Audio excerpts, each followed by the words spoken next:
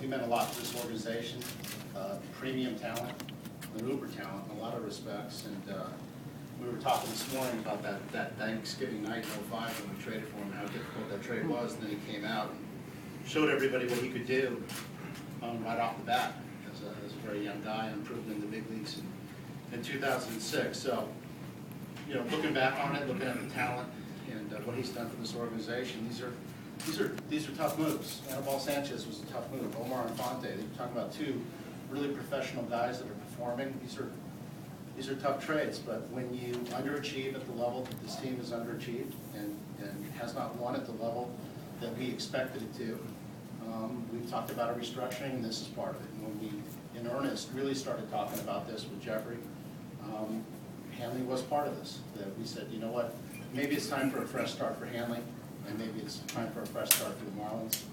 We could not figure out why Hanley and his talent in his prime was hitting in the mid-240s. So hopefully he will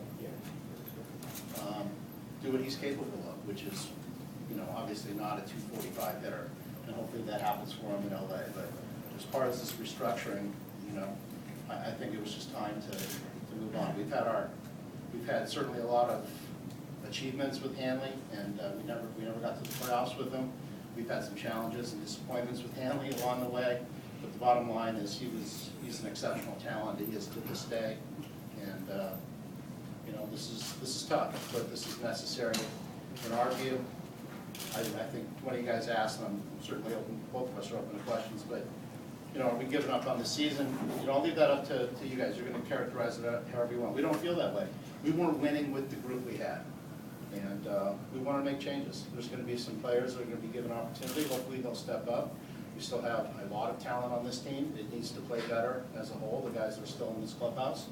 And we're going to try to win games. So Hanley's a Dodger. Randy Choate's a Dodger. Did a great job for us as a lefty specialist.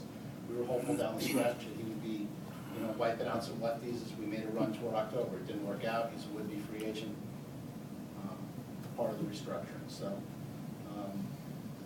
we move forward, and we will play today in a couple hours, and we're going to try to win ball games.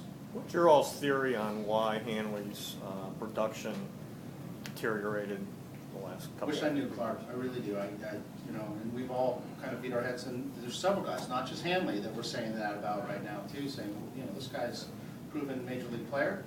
He's got an established record here with averages and stuff that belie these kind of numbers.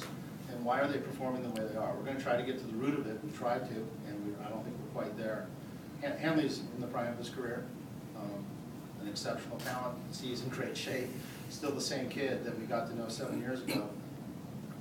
Never thought he'd be hitting 246. And again, maybe it was just time for a fresh start. Maybe it wasn't going to happen here for whatever reason. Marlins' fault, Hanley's fault, whatever fault it wasn't happening. Wish I knew. Larry, you made two pretty big trades in the last 3 days. Marlins fans are probably wondering, are you done? Is anyone else going to go? How would you answer that? You know, I think that they should be wondering. I think they should be disappointed in the way the team has played and the way where we are in the standings. I don't know, Joe. We're not going to do something just to do something. If it makes sense, yes.